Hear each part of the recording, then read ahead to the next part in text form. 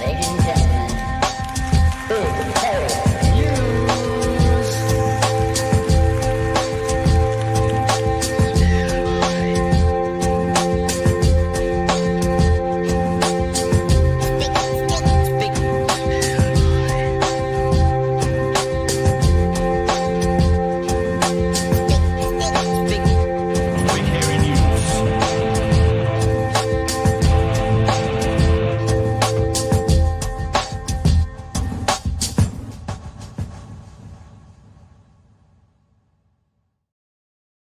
Hey, Korokatano. That was Fano. There was no F in that. Sorry, I shoved like a bunch of popcorn in my mouth, so I was very quickly chewing it. Anyways, hello, welcome to the Friday show. Hello, Magenta. How are you? Sup, not too bad. A little bit exhausted this week, but it's good because we're here with everyone now. Very true. Hey guys. Very true. It's been a big week, hasn't it? I feel like I don't know about you guys, but I'm feeling pretty tired. It just keeps on coming. However, we did have a very exciting week. We had quite a few interviews this week. Sure, it certainly wasn't a quiet news week, so that always keeps us busy, especially Pat and Chewie. So plenty to talk about and a few extras tonight and a few updates. So that should be good. And we did get the greatest of meme opportunities this week with thanks to Nintendo DS, who pulled an absolute rookie move for a politician this day and age, and some fantastic phallic imagery that came out of that. So yeah. I can imagine it was the BHN community that poured their heart and soul into that one. Right? We got memes not on a Friday. What the hell is going on? I know. What was it? A Wednesday? Thursday? Thursday memes? Stealing our thunder a little bit, I think. Right. Any exciting plans for the weekend? Well, it's still Pride Month, so I'm going is. to out in the city tomorrow after I play D&D. So, Nice. yeah, I'm looking forward to it. Nice. Any You getting up to exciting anything plans fun? Oh, it's my partner's birthday tomorrow. Oh, nice. Happy birthday to him. And it's also another friend's 30th. So we're having a barbecue for them. Nice. And then we went out for dinner tonight. And Very then nice. I'm having coffee with my cousin on Sunday. So yeah, a bit of a busy weekend actually. Sounds But I've been sewing my wedding dress. It has begun. Ah, yes. So Finally. I was at midnight last night frantically trying to, not frantically. Oh, is that Emily or is it me? I don't know, but I'll sing anyway. But then, oh crap, that's me. In and out. That's In and me. out. There you go. You're back. Aww, You're I back. didn't do this thing. I didn't do the thing. Didn't do the thing. I was saying that sewing sucks. Yes, fair. TLDR, sewing sucks. Follow me on Blue Sky for more updates. Wedding dress content. Let's go. Yeah, that's my life now. I'm gonna fix my internet. Say hello to Elo. He's making his way in and out. I'm gonna fix my internet. Give the people the TLDR on how to find us. Maybe a bit of Patreon. Oh yeah. We'll do a bit of a BHN shop plugging, plug. and I will be back with you uno momento. All right. Well, obviously, as everyone knows, you can go support us on Patreon for as little as $5 a month or as much as $250 a month if you're absolutely insane and awesome and got that kind of cash. Otherwise, there's been some exciting, I saw there's some exciting new beanies that we've got coming soon, which leads me into you can go and support us by going to our shop at bhnshop.nz. Let me just pop it up on the screen there and we can have a look at that. We've got obviously always our favourite Chewie Fufu, Nikki No Boats, still going hard with the Tino Rangatiratanga buffer. obviously the patent Chewie that I'm wearing today, and our new one, Tax Work Less, Tax Wealth More, which goes pretty hard. I'm quite excited. And you can find all of that at the shop. Otherwise, I know soon we will be getting some more goodies into the shop. Hey, you're back. I'm back. I stopped talking about the shop. That was really good timing. Oh, perfect then. Perfect.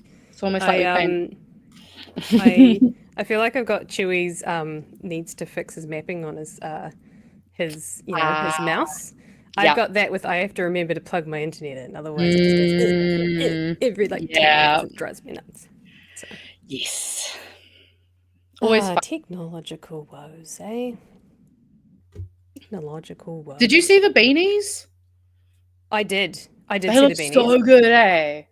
I love me a beanie. That's although I don't. You know what?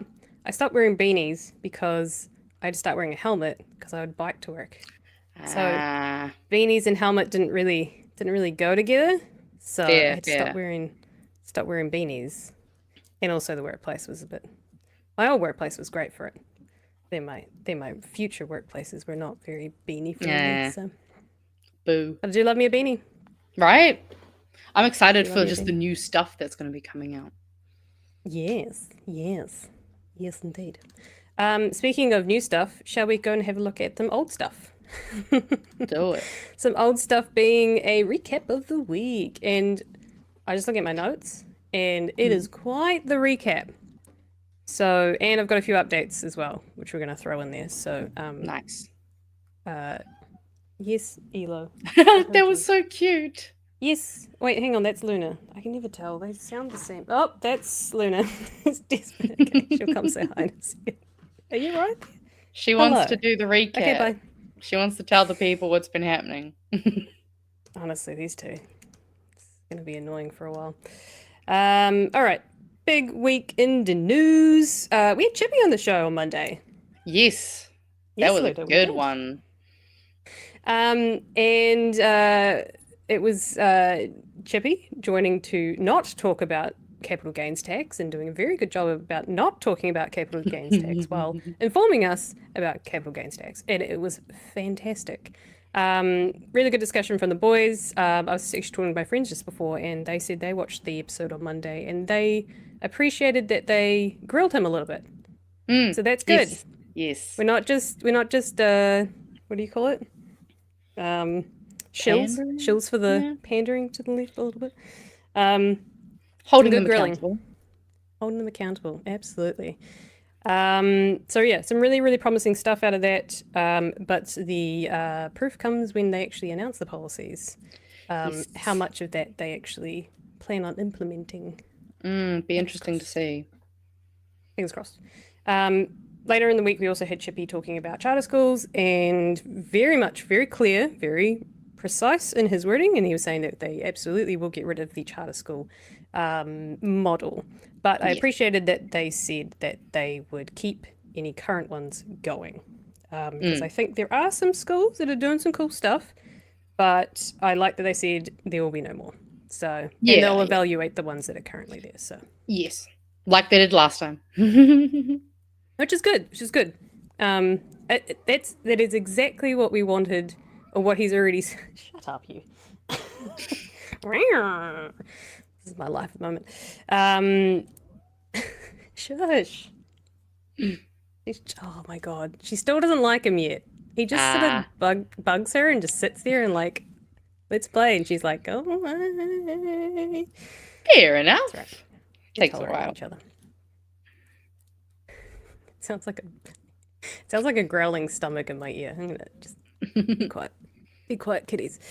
Yes, so charter schools. I appreciated that he very much stuck to his previous messaging around charter school in terms of not just cutting things because the other side created them. So, I mean, they are stopping it, but they're also not just going to go, we're going to cut you guys, because that's obviously... Yeah, they'll actually be pragmatic and use a bit of logic, which will be yes, evaluation, foreign to the current coalition. Consultation, evaluation, things that some parties don't really understand. So, Chippy, good week for you, Chippy. Byron Clark was on the show as well, discussing the 6-year anniversary of the Christchurch massacre, and to point out some very interesting, very strange timing of a few events that were happening here in Christchurch on that same day. We had the FSU event platforming James Lindsay. Got that correct? I think it's James Lindsay, who was talking critical race theory and some other bullshit, basically. And I think Byron was pointing out the hypocrisy, or not even the hypocrisy, just the craziness of, free speech and expression very much fueled the guy who did the massacre. And that's still happening 6 years on. We're still seeing that. And then at the same time in Christchurch, we also had Pride events.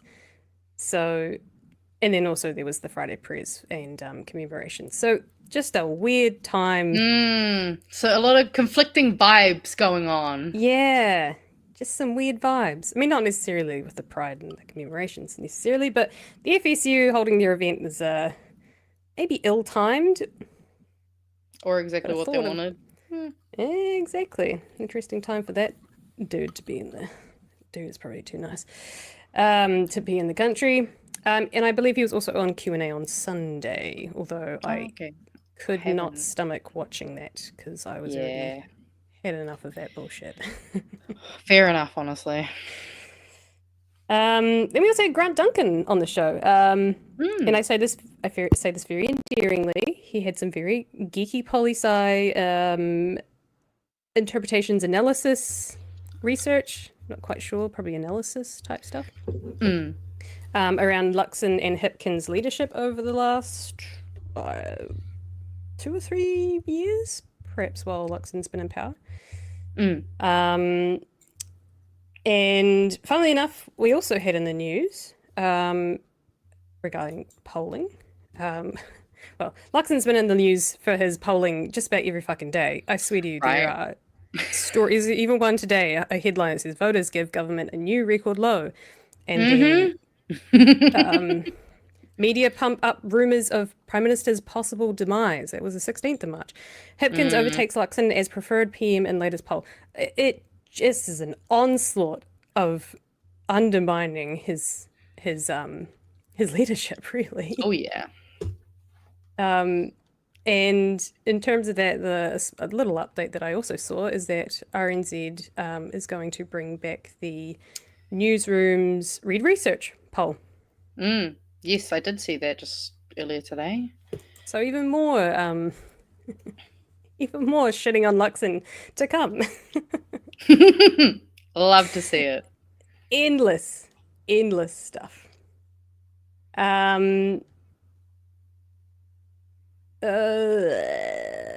What else we got? Simeon Brown, little Simmy. I hate saying little Simmy. He's getting more and more less. It's hard to belittle him by making him feel small and little when he's kind of trying to make himself bigger and more annoying and more rambunctious. See, it's more little devil than it is little Simmy, you know? Don't get those vibes. I feel like there's kind of something that always sticks out to me is that he's only 3 years older than us.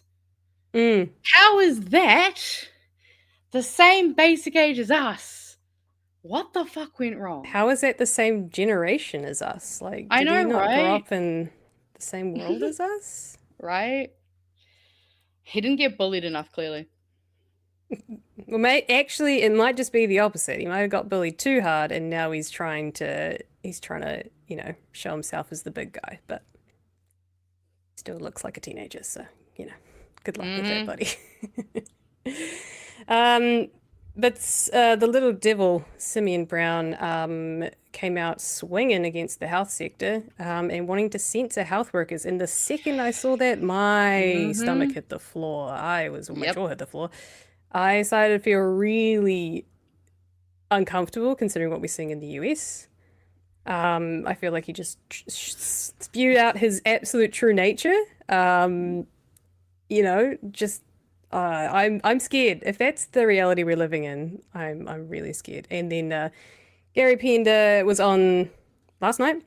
Yes. Went absolutely off Off the He was so chain. good. Fantastic.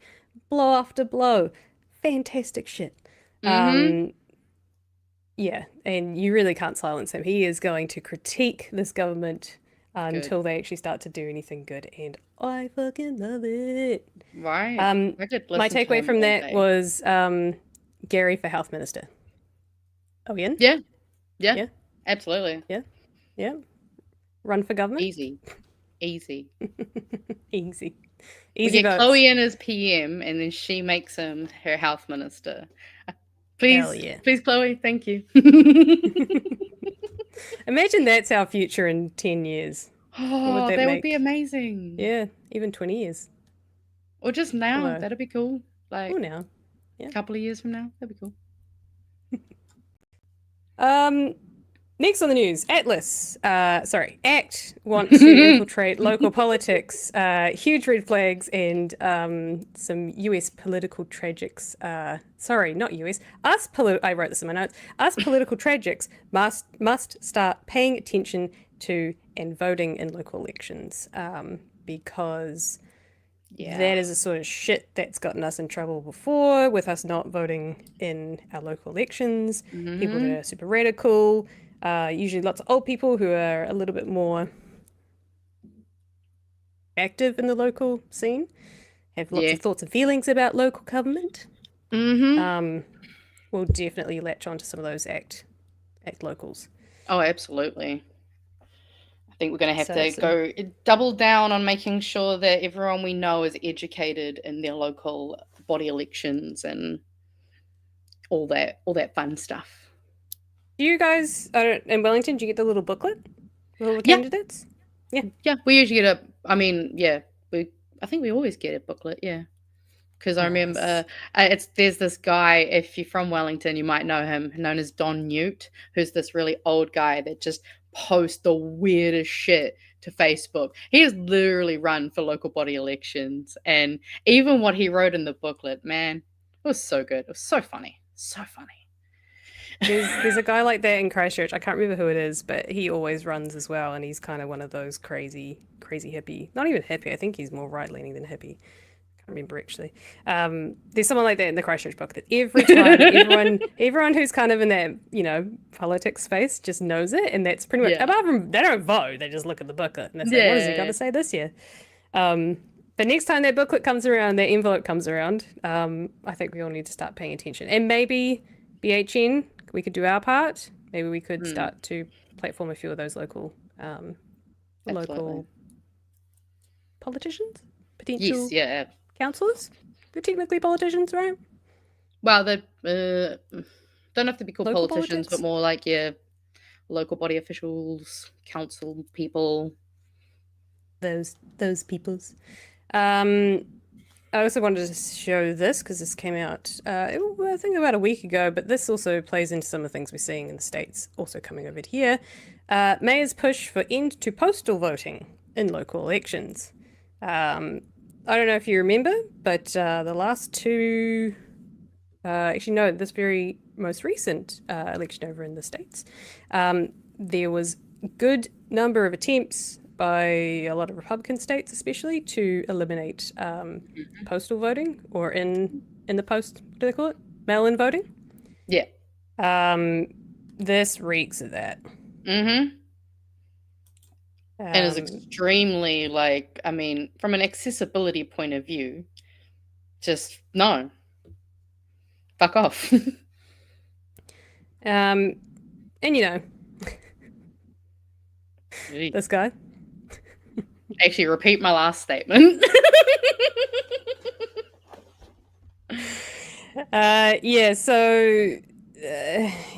Some pretty. It's just the scary shit keeps on coming, but worth noting. But obviously, the best thing that came out of the story was some dick pics.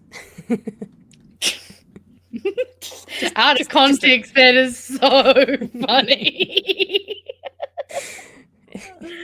I don't need to explain that to the rest of this the chat, right? Unless that people haven't tuned in until now. Go have a look at the just go look at the feed. You'll pretty quickly understand what's going on. All right, the last two. Different. Don't want to know. Sorry, continue. I don't want to know. Brian Tamaki admitted that he did send his followers in to attack the library hosting the Rainbow Storytime. And the best thing that came out of that was the most hilarious of all.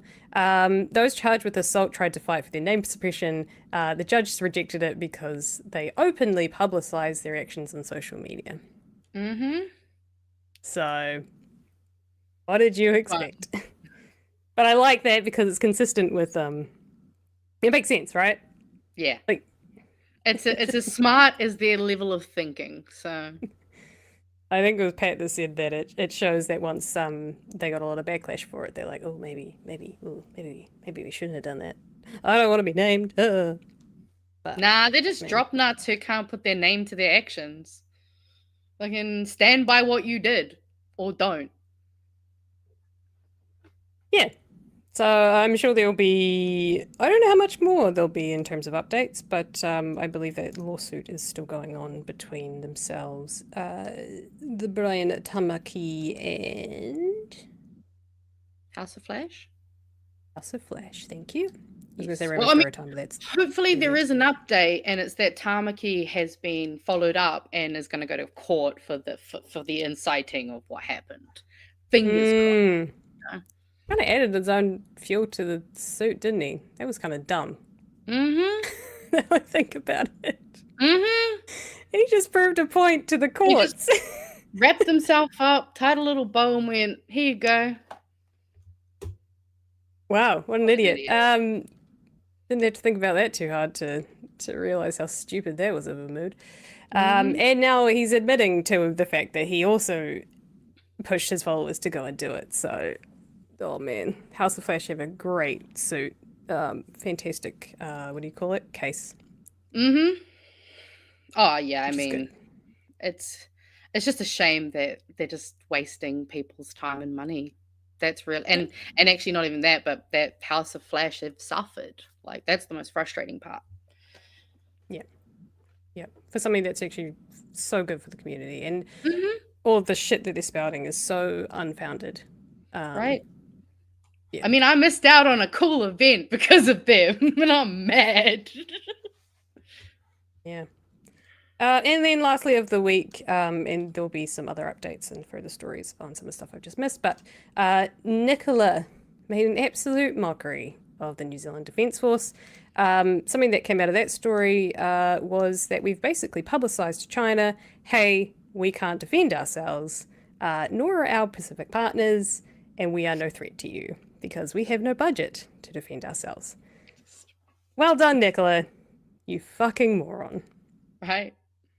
And it's obviously the worst timing right now because we've got the shit that's happening in the US, we've got Ukraine, we've got Gaza, we have so much, or what do you call it? Not even political unrest. Well, I mean political unrest, but also just a lot of shit happening in the world where I don't exactly want my military being defunded. And Yeah. I know, I've got people that I know that are in New Zealand Defence Force and they work really bloody hard and they're suffering at the moment because all of their backroom unnecessary bureaucratic staff are all getting cut, which makes it really hard to actually do their job, which is to for the most part it's training, but they also go off and they do peacekeeping missions and they keep us safe. Exactly. So I mean, it's just stupid all around. Also, just love this. Nicola, no soldiers. Add it to the list. The list keeps going. 10 points to whoever in the chat can make it a B word relating to military. Just, keep it in the Nikki no boats. Oh, no, actually, that's not true. What? Brats. Military brats. Brats? Oh, Yeah, Nikki no brats. Yeah, that works. That works. I suppose actually, now I think about it, we actually we do steer away from boats. We've got no floats, no hope. Maybe it needs to be like an O word. Make it rhyme. And not Nikki, over no brain awesome. faults. Someone's done it. Well done. Nikki, no boots. There we go. Nice. Oh, Good no job. barracks, no bombs. You guys Oh. are. That's what we want. Oh, these are good. Love it. Or maybe Also, it's Nikki, no navy boats. I'm sorry it's not obvious. I don't think about war and attacking other people too actively. True. Sorry, my B guys. I was kind of hoping for boots, but Chewie's not here. We don't have the military boy. no, he would have thought of something. He would have said it would've himself. Gone He off. would have been, yeah. Yeah, so that's it for the stories for the week. I am going to talk about a little bit of the stuff happening in the US because I think it's really important that we do, especially with some of the stuff that we're seeing here in New Zealand, reflecting what we're seeing in the US, and it's kind of scary. And I feel like it's hard to ignore it, unfortunately, but I don't think there we might be should. people that are perhaps ignoring it, but I think it is something that we shouldn't ignore because I feel like it's a prediction of what could happen here, I feel, or it's a warning sign for what could happen here, especially with Simeon Brown's comments around censorship, the shit that ACT is pulling. Now we've got them going into local elections. I think it is something that we do need to talk about, and at least put on people's radars. Absolutely. Well, before we jump into that, would you like to meme us up for a few minutes? All right, we're gonna meme it up. Okay, let us look at some of the memes from Discord. This is a sign in America. It says, "Be a responsible citizen. Properly dispose of your dog's waste. Place it into the nearest Cybertruck. If you see Elon Musk, you may also deposit it directly into his mouth. City code, blah, blah, blah, Department of blah, blah, blah, New York." I love that. Elon Musk begging Grimes not to release the pegging video. If you've seen the meme, you know. Give Wait, American... no, hang on. Yeah? Go back. I must have missed something. Oh, you haven't seen... Okay, so Grimes posted on Twitter basically alluding to the fact that she pegged not only Elon Musk, but Mark Zuckerberg. So, allegedly. Okay. That's a I just bold realized claim. some people in the chat don't know what pegging is. Let's just Google it? I would say Google it on incognito mode. I'm Yeah. not telling y'all. You can educate yourselves. Urban Dictionary, it's a safe way to do it. Give American kids an education? Nah. Another 20 trillion to Israel? Hell yeah. I thought that was very apt. I feel like that could be used in so many different... Oh, mate, literally everything he's done, you could just make one for each action, unfortunately. Yeah. This is a billboard in Alabama. This is the immigrant who took your jobs with old Elon. And Democrats fighting Bernie, the dinosaur. Democrats fighting Trump, Barney, the dinosaur. Which, honestly, That's so accurate. true. That's accurate. Boycott Bud Light, boycott Target, boycott the NFL. Gets mad when you say boycott Tesla. We'll do one more. This, women are cringe. Empathy is cringe. I've made hating everything my entire personality. There's a male loneliness epidemic. And honestly, this is so true. This is so true. Wow, that's... Yep. And if you don't get simple. it, then maybe you need to think a little harder and do some introspection. All right, what fun news do we have to deal with now? I just want to say a quick hello to our resident Twitch chatter. Oh, yo! Our Hey, fave. I'm only saying hello because majority... Oh, and there are some Facebookers. We do love our Facebookers. Yes. Majority of chat is coming from YouTube, and the Twitch logo just stands out. And sometimes I just want to say, hey, Twitch. We see you. I've started a Facebook comment too. We see you guys. Nice. We see you guys too. Just, they're all there. You're all there. We see you. Hello. I just feel like our Twitch, if there are like Twitch chatters or I don't see a lot of chats coming from Twitch, but Yes. if there are a lot of Twitch viewers, I do feel bad because, it's a lot That's of right. We lot of can see YouTube-y. them, and they can interact with us if they so choose. Yes, we do. We do see you. We do see you. All right. I'm just going to throw a quick one at you. Just because we're on the Nikki train. Just thought Yay. this is just a bit of a fun one because let's be honest, it's kind of funny.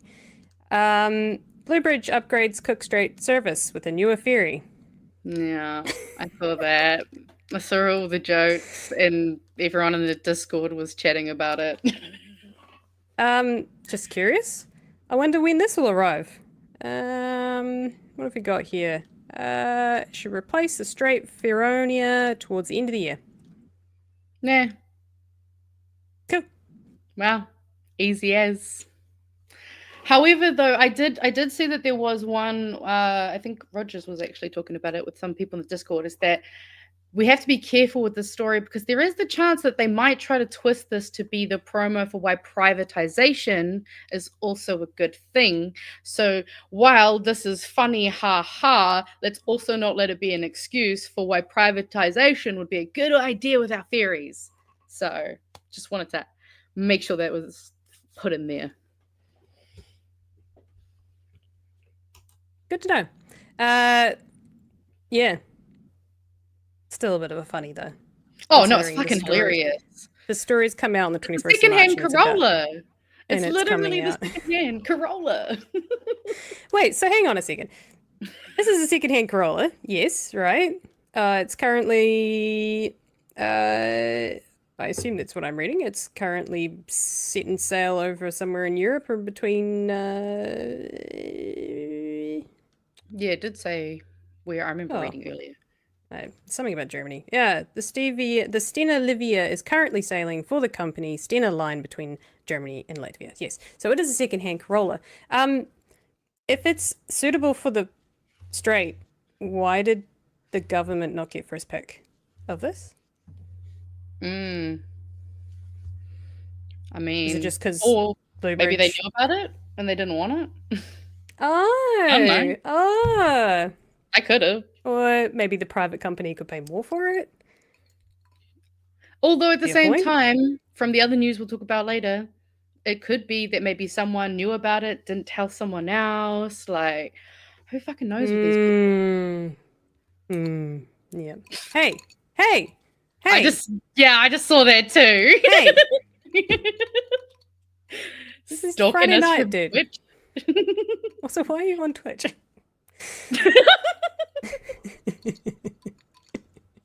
Anyways, oh, there's the cat. Oh, see, look what you did there. Yeah. So yeah, I absolutely. Rogers, did you say Detective Rogers? That was him that Yeah, said Rogers. that? Yeah. Yeah. Very good point about privatization. There's, I feel like that is a story that has broken and that perhaps could go somewhere. Because that to me kind of raises a few questions. Oh yeah, and I mean it'd be interesting to see what the people in government have to say about this, if they do. They have anything to say? Oh my god, Twitch, calm down, okay? I called out Stink Piss and now you're all fucking getting on the train, okay? To be fair, Top Hat's from you know Top Hat. We've talked to Top Hat before. We have? Okay. Yeah. They're from the Discord. Oh, right, okay. If your names don't match, I don't know. I'm sorry. Too many names. All right. Yeah, so that was just a quick one, but I feel like that was important to say. And also it was just kind of funny, you know? Yeah, Nicky no boats. Still Nicky no boats. Yeah. Very ironic. And as you were saying, undermining MPs not talking to each other. Just a quick one. Education Minister Erica Sanford learned about lunch providers' liquidation through the media. Yep. Hey, I just holy shit, when I read that, my jaw was literally on the floor. I was like, oh, for fuck's sakes. This is her portfolio. Supposedly. Oh, right. Yeah, sorry. On The school lunch paper. program is not under the education portfolio. It's its own fucking portfolio because, Apparently, the special one. associate person just gets to do whatever they want, and the main person in charge just says, I'll talk to him at some point when he replies to me. Whenever that happens.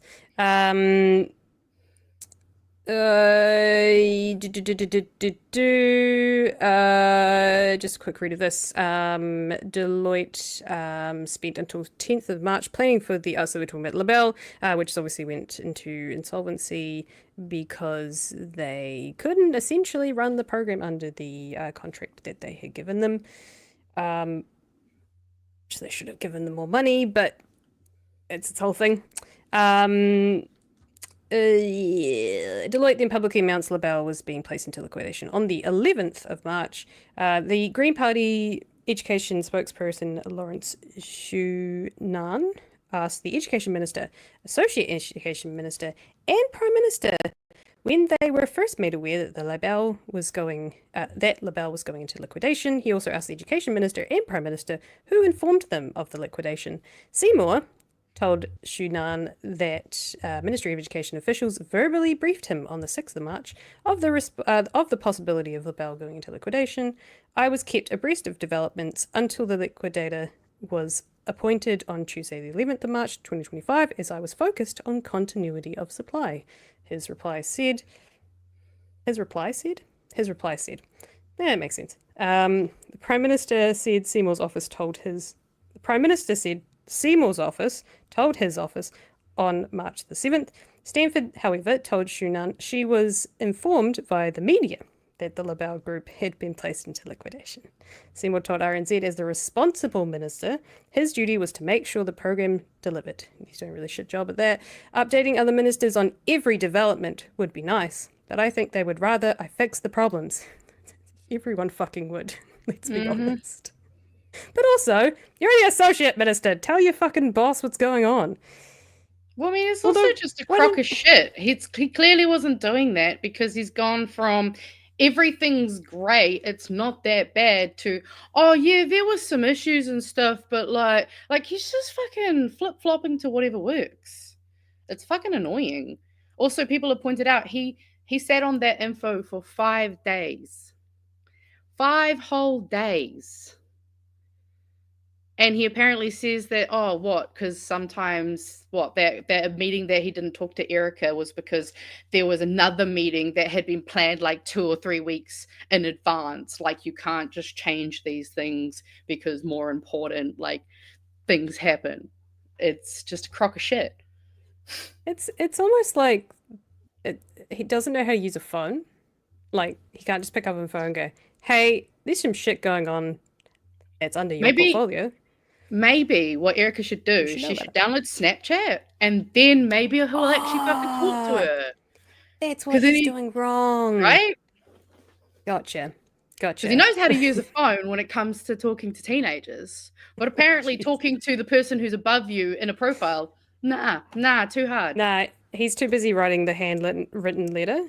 And he's just, putting it in the post box, and he's sending it to Erica Stanford, and that's getting to Erica Stanford's office eventually. Instead of picking out the phone. Right, to finish this off, in this instance, my office made sure that the Prime Minister's office was kept informed of developments as is appropriate. That's clearly fucking bullshit, if you ask me. Lawrence said it reinforced the need to return to the original school lunch model and expand it. If we had good and well-funded, nutritious, warm, locally made lunches that are resilient and aren't going to have all of these issues, we wouldn't have this in the first place, he said. Erica Stanford's office told RNZ they would not be commenting any further because they're probably fucking embarrassed. They should be. It is just embarrassing. Not just embarrassing, it just feels like at this point, David's purposely trying to make everyone else in the coalition look pathetic and weak because he's just doing donuts around all of them. And they're just letting him. Like, Luxon at any point could say, hey, mate, that's not how you should be acting. This is supposed to be his coalition. but he's just letting his children run fucking wild. And I'm sure Luxon, as a parent, probably wouldn't agree with that type of parenting, to be quite frank. So it's just ridiculous and stupid. And I'm sick of paying Christopher Luxon, basically $500,000 a year to let David basically let Atlas ruin our country. I'm fucking sick of it.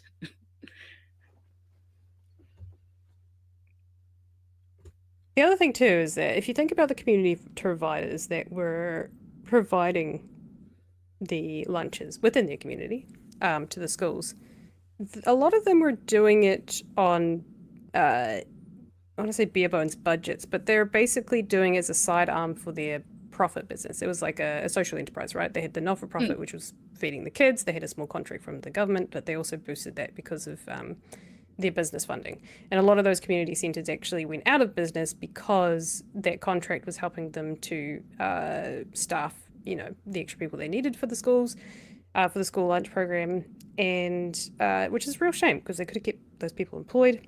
But a lot of them either had to shut down their operations completely or they have downsized quite significantly, which means they're no longer employing all those extra staff members that they had, and they're probably struggling quite a bit. But they were able to do it on a pretty slim budget, while also having a kitchen for commercial use. So a big company like this, Libell, can't understand how they've gone into liquidation. I guess I'm not a big business person and I don't really understand financial stuff, but they either were having a lot of issues before, and this might already be documented, but they were having a lot of issues before they even got the contract, or they took on a contract that they didn't realize were this stupid enough to take on. My understanding is that David was aware of, he was aware of this, at least what I understand. I could be wrong, but yeah, there is no way you would go into a new thing with a business and not have some idea of where they're sitting. And when it comes to liquidation, those types of moves in business, they're not just a kind of, oh yeah, we'll just liquidate. That's a last ditch effort of we have tried and tried and tried to resuscitate this business and it's dead. Yeah. So did he just not look at their financial reports? Did he just neglect to look at it? Was it Compass's fault? Because I believe that they are the people that contract out. Yeah.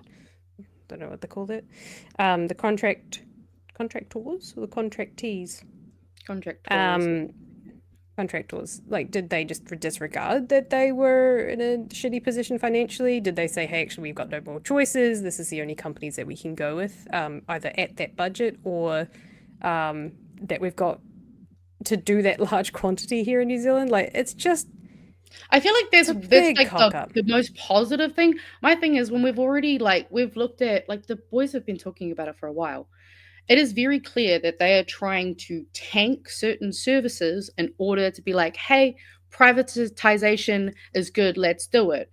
I wouldn't be surprised if this is just another area where it's cool, we'll do all these things. This company's about to go bust, so that's going to add to. And then I can be hey, guys, why don't we try to actually move it to not be this system and bring in whatever system they've probably already got ready in the wings. That's I don't trust them.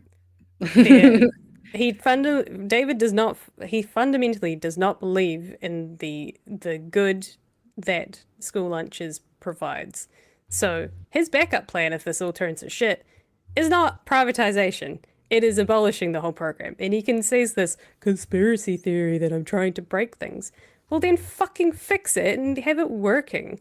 My part the other day was saying, hey, guess what lunch was today? It was bread. Quite literally, it was a piece of bread or bun. It was bread. Just bread, nothing else. For a couple hundred 16, 17, 18, probably it was the other way around, to be 13, 14, 15-year-olds, right? Just bread. Yeah. I bet you it was probably white bread. It was probably white bread. It was probably white bread, but I hope it was at least there was gluten-free options. Doubt it. So... this is fucking bullshit, and I just cannot see this going well. And I think he's also put his foot in it where he is, he has underestimated how much of a shit show this has been. And when it comes to things like kids and feeding kids, I think there's a good number of, let's just say national voters, right? It's probably, I would argue there's a good number of national voters that agree that kids should get fed and that kids are the most vulnerable. They're the, people that can afford to, they have, a good heart, the national voters, but they do have a heart.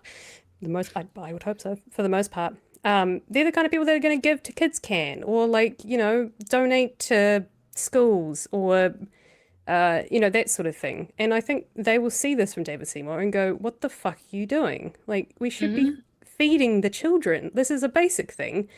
The fact that you can't fucking deliver on this when we had a program before, like, it doesn't add up. So I think what he's done is actually showed off such a shitty, inhumane side of it. Not even, just his full ass, right? That he doesn't give a shit about kids. That he has no heart, and he's a full right-winger at heart who believes that it's all a meritocracy and, state shouldn't feed the children, the parents should feed the children. And I think it's turned a lot of people off on him. It's bolstered his fucking ACT voters, that's for sure, but there's a lot of people that sit on slightly more on his side of things that are probably going, nah, I don't like this guy. Absolute cunt. Don't like him. Yeah. Actually, I do have something that I kind of wanted us to talk about at some point. I feel like maybe now is a good time. I actually good segues. There was a Wired interview that came out 2 days ago, I think now, with an expert, a history professor that was answering questions about dictatorships. So I've got a few timestamps. So how about I'll just start at my first one and then we'll continue. Let us have a quick look as I try to find it and make sure. While you do that, I'm just going to mention this because it's Kiwi Verb and it's on topic. Seymour's brain leaked melted plastic this week. He's been leaking melted plastic since the start of the term. Right. I mean, school term, school lunches, yeah. Yeah, I mean, of course, because he wants to poison us all with his shit. So I think this is about, yes. Studies have shown all over the world, about 30% of the population holds authoritarian leanings that are often expressed in parenting styles, in how they think about authority. Are you kind of a mini dictator at home, or are you a collegial collaborative type? These people can get activated if a demagogue comes on the scene. For almost 10 years now, Donald Trump has appealed to certain groups who are more comfortable with authoritarian contexts. He created a big like similar groups here that have been appealing to groups like, I don't know, Brian Tamaki's, for every kind of political extremist, every kind of racist, from people who were Southern racists to neo-Nazis. Those people who already have authoritarian views on the world can be very seduced by a politician who comes and says, I am a strong man. I will decide things for you. I will bring order into society. And it becomes a natural meeting of that kind of person with that kind of leader. And so together, all of this created an environment where many Americans felt that they could see themselves in some kind of political system that's not a democracy. Which I think kind of goes back to what you were saying earlier of like, this is what I don't even think this is an example or a warning. I think I personally feel like this is just, we're at a few steps back, America's way further down the line. There's also the bit that I'll jump to next, which if anyone remembers the deep dive into Atlas, you might actually find this name is a little bit familiar to you. I'm a fascist dictator whose agenda entailed limiting the size, cost, and power of government. Well, Senator Lee, There is one, Augusto Pinochet, the bloody military dictator of Chile who came to power through a US-backed coup and made Chile a laboratory of neoliberal economics, privatizations, deregulations, cutting social services. And at first, this provided a boost to the economy, mostly to giant corporations, including American corporations. But within a few years, it caused bank failures, massive hardship, and people went into debt. And so the long view is that we can think of dictators as always expanding the government and causing a lot of waste and bloat in the process, actually. But even when they cut the size of the government, it doesn't end up well. John? Like when they cut a lot of back office people from important areas like, I don't know, tobacco legislation or just a few of those types of things. Also, you'll remember that Pinochet is a part of the Atlas timeline, so I get to say Atlas once again. Is there anything you want to say? Otherwise, I've got probably two more timestamps that we could quickly go through. History repeats itself, really. I think that's all I can say at this point. Mm-hmm. And also go and watch the Atlas deep dive, which is on the BHN channel. And Dr. also, Rogers. later on, go and watch this Wired interview. Like, honestly, we probably could have talked about the whole interview. It's just so good. So I missed this one, so that's awesome. Yeah. Oh, yeah. The algorithm sent it to me very quickly, which I was quite grateful for. Thought I would have done the same for me, considering my timeline. Although it's a weird timeline at the moment. I've got like makeup videos and then weird American stuff and then weird religious stuff. Yeah, I'm making a new YouTube account so that it can be a bit more less messy. But here, we'll play this part for a bit, and then there's one more after that. Tanvir Hassan asks, how can a dictator be good for a nation? Dictators certainly want to be seen as being good for the nation. And many people become fans of dictators because dictators are into infrastructure. They have huge egos. They want to Infrastructure. be identified with grandiose public works. Mussolini built sports stadiums. He built miles of railroads, and the myth was that he made the trains run on time. Hitler built the Autobahn, the high-speed highway. Building roads. Didn't Chewie say that and then someone debunked him? I think there's actually, that was Rogers who did if there was any correction, I think it was Rogers, so he can let us know. However, today in Turkey, Erdogan has very large construction projects such as the Istanbul Canal. And so there's a sense of modernity and things happening. The problem is when you don't have a free press, nobody can be tracking with accurate statistics how these big public works are affecting the economy and what kind of corruption is happening behind the scenes. So dictators can attract a lot of support by people who fall for the appearances. Look, he's doing things. Other people are not doing things. The dictator. Well, isn't it great? Isn't it just great that we've fast-tracked all these things and we're getting stuff done? Look how much we got done in the first 100 days. We're so productive. Gets things done. However, it's only later that the economic and social outcome of those big projects comes to light. Alex? Which we have heard from many experts that Pat has even talking about the likely consequences and actions that consequences of the actions that we're seeing now. I've also seen people pointing out that the Modi, the Indian prime minister, yes, she talks about him in this, so highly recommend watching it.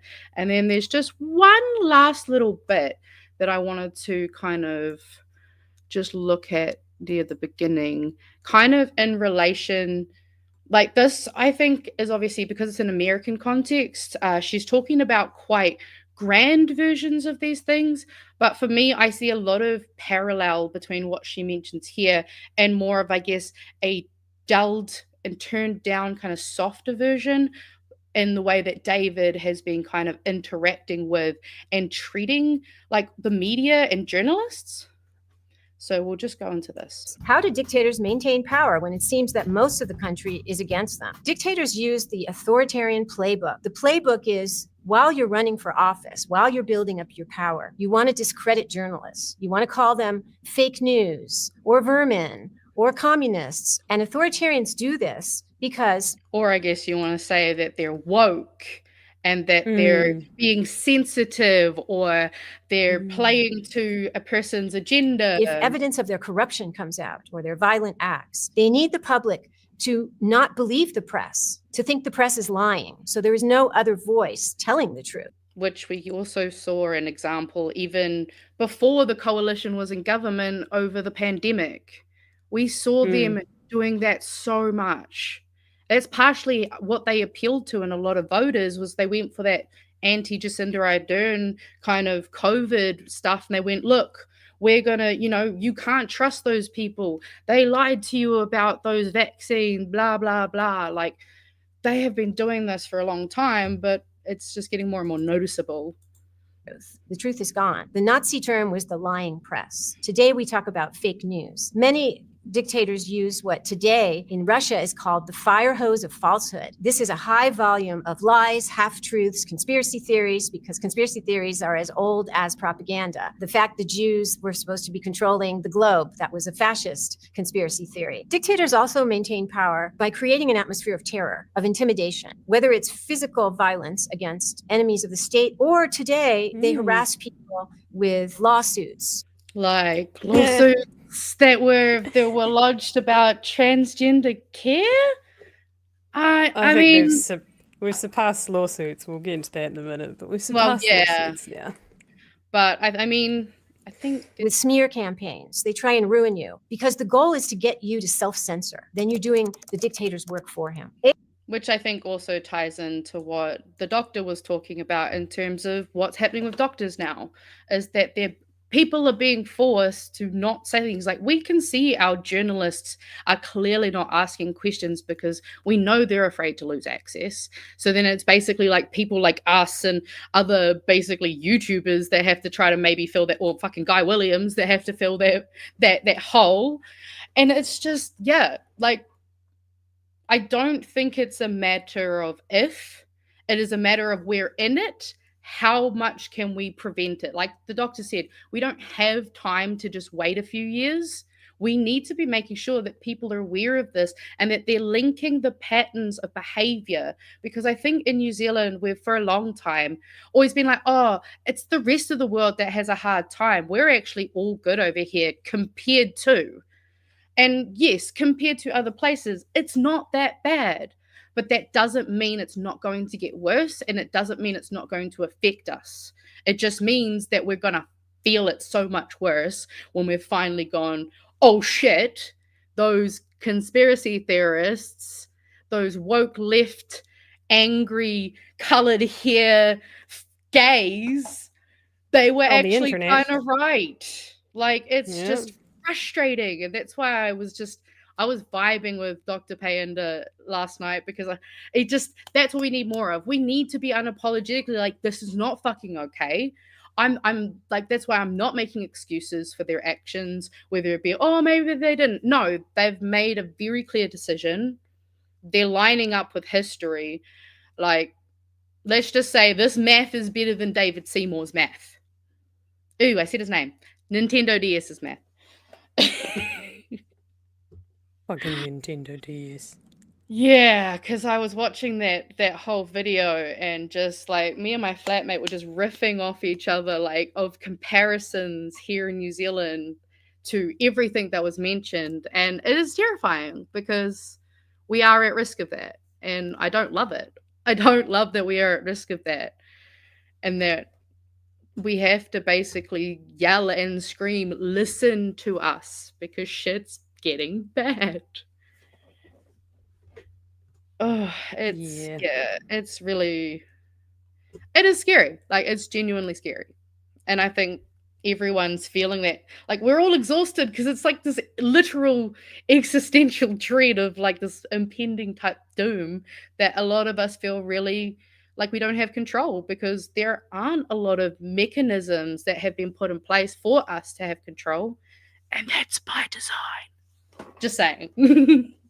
Like, it's, that's why I was like, I have to make sure we talk about this at least a little bit today, because I want to scream all the time. Well, the discussion continues, but Let's get through some super chats, and you can will. tee up some beams, and we can take a quick breather. Yes. Sorry, this is supposed to be the Friday show, guys. We're slicing in the memes. We're doing our best. Yeah. We can We're do doing our what we best. do. We're doing our best. The thanks, Daniel, for $2. Big A do crims burn a Nazi Tesla or a Tesla? Or a Tesla, yeah. I do not condone any of those actions, but thank you for your $2. I don't know if you're aware, but be gay, do crime is a slogan in the queer community because it literally used to be crime for us to exist. So just Okay. No, sorry. Dude, the first one, yes. The first one I can condone the first one. Citizen Gold for $10. Thanks, Citizen. Late fee, got distracted by The Rookie. Ooh, I think I started watching that. Yeah, well, Is it because any good? Chewie mentioned it. Chewie mentioned that he'd been watching it. So I It's started Nathan watching it. Fillion, right? It's actually really good. I quite like it. Okay. I'll come back to it then. I'll come back to it. I started it because I think I watched like a short that was really cool. And I was like, oh, that's an interesting scene for what that thing that Chewie called it, and I can't remember what it's called. The Rookie? No, and they know the show's called The Rookie. It's the type of show that it is. I mentioned it the other day, and I can't remember what they're called. No, sitcom. I don't know. Oh yeah, I don't know. There's a word for it. Someone in the chat will TV show. Coppercat. No, it had a name, and I was like, I didn't know that's what they were called. It's like Grey's Anatomies. And I think Coppergander is fucking great. Let's go with that. I mean, not wrong. Kaimatara for $5. Oh, I don't think I've seen that name before. If only Nicola Willis was in charge in organising the Endeavour back in Captain Cook's day. Oh, wait. That's good though. Damn, I love Kaimatara. You would definitely. I've posted so many of Kaimatara's memes. Definitely. I definitely noticed the the pictures. DP has a different name these days. PFP profile pic. Thank you. There you go. DP is not what it used to be. Yeah, we already talked about pegging. We don't need to go there. We've seen enough DPs this week. Mr. Arvids, for $2, Seymour had a streak with Jago before he went to jail. Do you mean a literal naked streaking in the bay, or a run of things? I'm assuming that, yeah. And then lastly, for now, Kiwi Burp, $2. How do we get out of this cursed timeline? I wish I fucking knew. I pray to God that someone knows the answer. If only I could wake up in an isekai. I just want to wake up in a different reality. This is going to sound really anti-spiritual, but I would say, fuck your religion. We are the ones who need to get us out of this stupid timeline. Yeah, right? I need a portal out of here. That'd be great. All right. I will put up, actually, so we cannot have to talk about Nintendo too much. I'm going to put up a little meme that I made. Sorry, it's going to be a very small picture on the screen because I made it for TikTok on my phone. But this is what oh, shit. Nope. There we go. Why is it? Go like that. Go like that. Oh, no. No. No. Can okay, no, it's loading. mental arithmetic. Let's see if his mental arithmetic makes sense. 500,000 meals, 13,500 weren't delivered on time. So that would be 486,500. So will he get that answer right? Can he actually do mental arithmetic? Let's see. So I can do mental arithmetic too. It means that actually if 13,500 out of 500,000 were late, then 586,500 were delivered on time. 586,500 were delivered on time. Boom!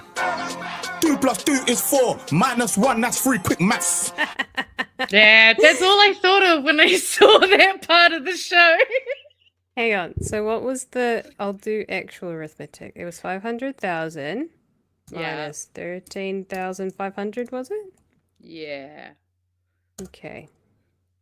486,500. Okay. Well, yeah, Pat's answer was correct. And he did that. Did you notice he did that just off the top of his dome as well? Pat's got a brain for math, man. I still have to use a calculator, and even then I skeptical if the calculator's correct. 'Cause I Yeah, probably put it in wrong. that's why just when I saw this, I was just like, you gotta be kidding me. To get that answer right, can he actually do mental arithmetic? Let's see. So I Of all can the do times to mental be an arithmetic too. asshat It means about that things, right? Right? And that's Of all the the times part to be like, that's so funny. Shmami, I can do a mental arithmetic, and then he misspeaks. Well, yeah, not even does he misspeak, but he starts the number at 500,000 and then it somehow goes up. So in Yeah. his math, it's technically 13,500. So 500,000 minus 13,500 equals somehow a whole extra 85,000 on top of the original number. Like none of skip- the yes, numbers yeah. make sense. It's not even like he did a slight whoopsie. Unless he was adding like a whole extra 100 onto the 486. Either way, It like would have been so much better if the other guy had picked it up and said, "You mean 486,000?" right, And he like would have begun. Yeah, just like because I think it went over my head the first time I heard it. But I wish it was kind of like that of being like, "Oh, you can do a mental arithmetic." Just Are you sure about that, buddy? Are you sure about that? Like I That's know he like me. misspoke, but When I still, say it I'm would've good been at funny. math, like honestly, it's I'm out. unacceptable. I don't even think that it's just unacceptable because I'm sorry, but if a person we all are collectively employing to do their job can't do that, then sorry, not good enough. And he definitely can't look at financial reports Right? and see that a company's about to go under. Ugh. Oh, well done on the Yes. meme. I love that Thanks. you're hitting us with the meme game.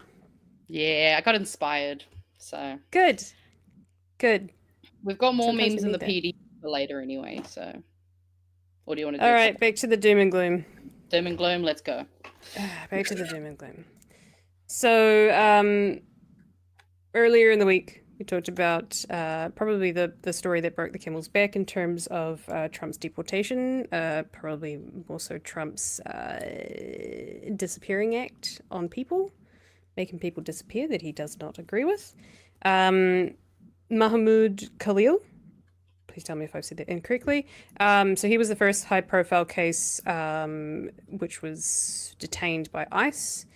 Under Trump's orders about getting rid of illegal immigrants and supposedly alleged criminals or gang members. I don't know what basis he had legally to actually, no, it was he was a Hamas apologizer or sympathizer or something like that. Well, yeah, I He believe used he that. was. Wasn't he the one who was related to some of the student protests as well Yes. that happened? So back Palestine? must have been a year ago, Yeah. or more.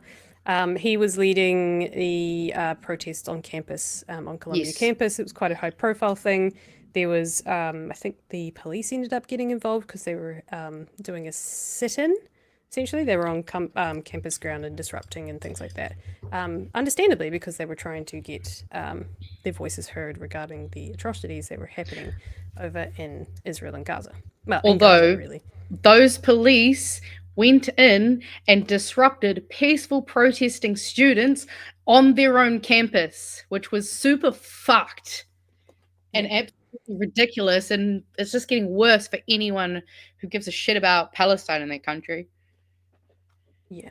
So he was Khalil was targeted by ICE, and when he said, "I have a green card, so you can't deport me," they just detained him, and then he disappeared.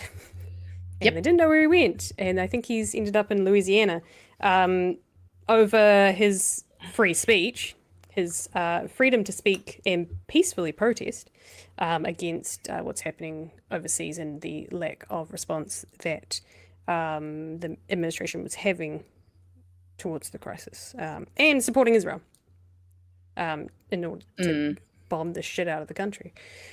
Which is some pretty awful shit. Speaking of, there were 200 people or more that have been killed this week by Israel when they broke the ceasefire and bombed some areas. So, it's still going on. Still going on. To continue coming back to the States, essentially that was the biggest story that really broke this week. But since then, it's been a flurry of foreigners now coming into the country from all over the globe, not just from brown countries. Well, I don't even need to put quotes around that. From brown countries, let's be honest. The Central American and South American countries, particularly, the Mexicans, as he likes to put it. Now we're getting people from Germany and France. I think the French was a science academic, I think, in the most recent case that I've heard about. Detained, well, he was randomly chosen and interrogated by border police, and they looked through his phone and his personal devices, where he had expressed his disagreement towards the Trump administration cutting funding for science. And that was enough for them to say, this guy is anti-Trump, this guy is anti-administration, he's anti-America, whatever it is, to put him through some pretty harrowing shit. Essentially, that has prompted, I think it was the German Prime Minister, some high-profile person from Germany, could have been a minister of foreign affairs or something. He was essentially saying that we're raising the warning status, essentially, of what is it called? The safety ratings of each country, how safe is it to fly to this country.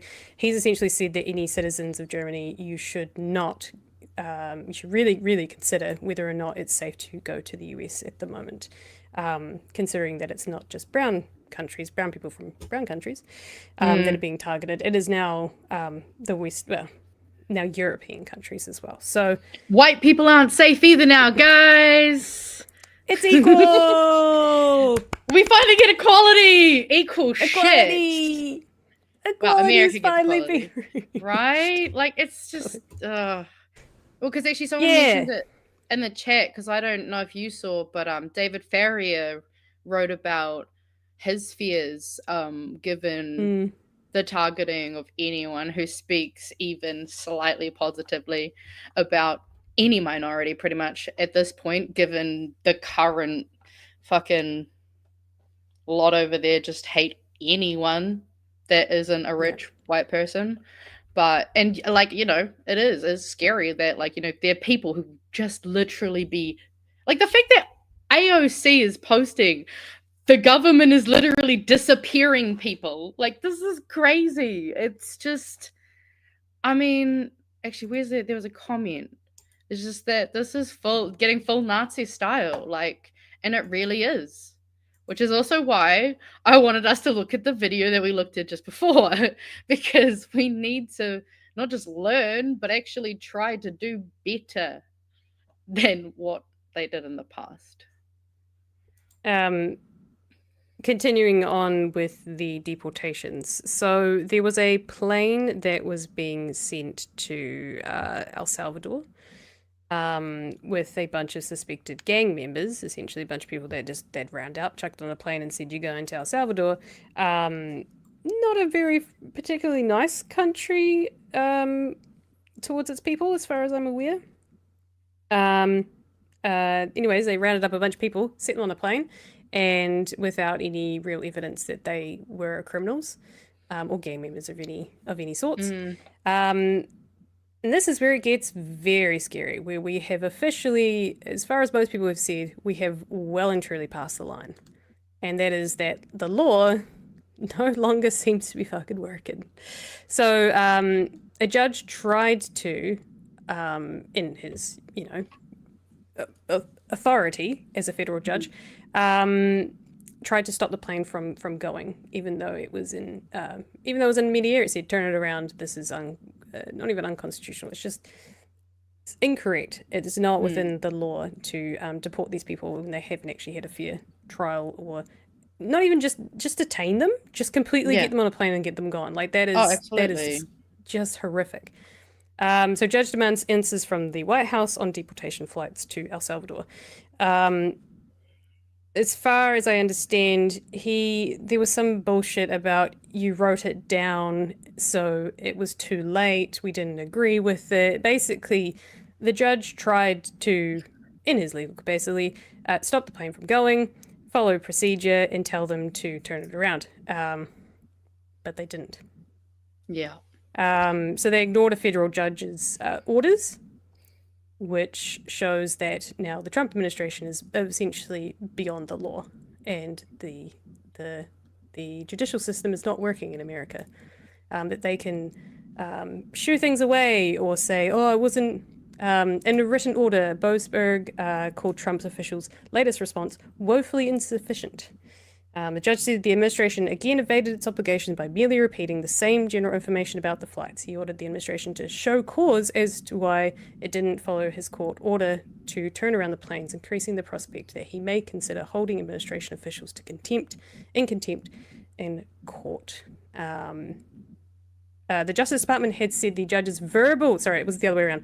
Judge's verbal directions did not count, that only his written order needed to be followed, and that it couldn't apply to flights that had already left the US.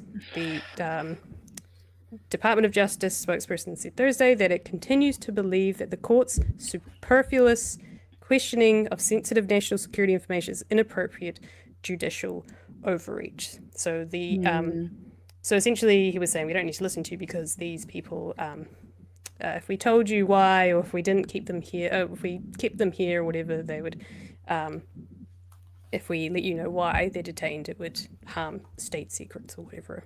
The administration resisted the judge's request, calling it an unnecessary judicial fishing expedition. So it's some scary shit that there's basically no one that can stop this stuff. And probably the sickest thing that came out of this was a tweet that was circling around. Oopsie, too late. Essentially, someone please, I can't think of who it is that retweeted this.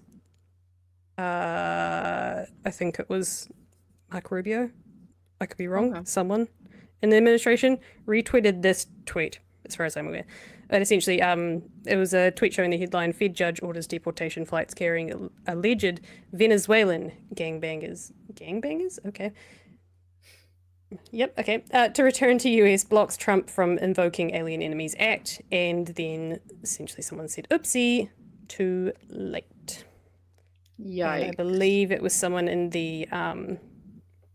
with a crying emoji, a crying laughing emoji, which is disgusting. Someone in Trump's administration, little Marco Rubio, retweeted it. Of course he fucking did. He's an asshole.